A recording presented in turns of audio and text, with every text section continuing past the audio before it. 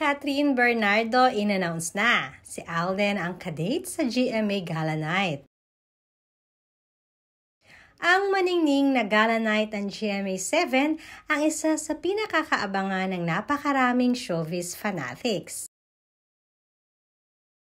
Kung saan ay isino-showcase nga ng mga iba't ibang artista ang kanilang magagarbong kasuotan sa gabi ng gala.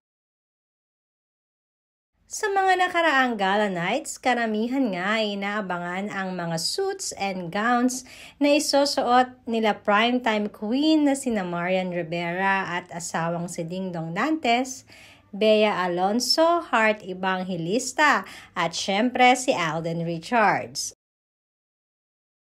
Taon-taon din ay marami ang nag-aabang kung sino nga ba ang magiging kadate ni Alden.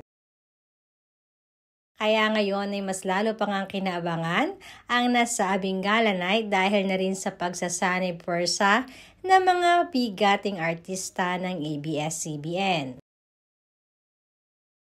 Samantalang madami rin ang naintriga kung sino nga ba ang makakadate ni Catherine sa gala night. Amin ding napag-alaman na nabanggit na nung una ni Catherine na si Alden ang inaasahang makakasama niya sa gala night.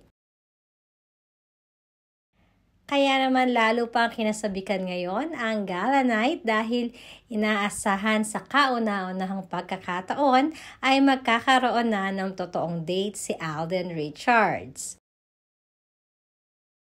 Inaabangan din ng marami ang mga magiging kasuotan ng dalawa at iba pang bigating artista ng ABS-CBN, kabilang na dito ang Showtime family na sina Vice Ganda, Ann Curtis, Wong Navarro, Jong Hilario, Kim Chiu at ngayon marami pang iba.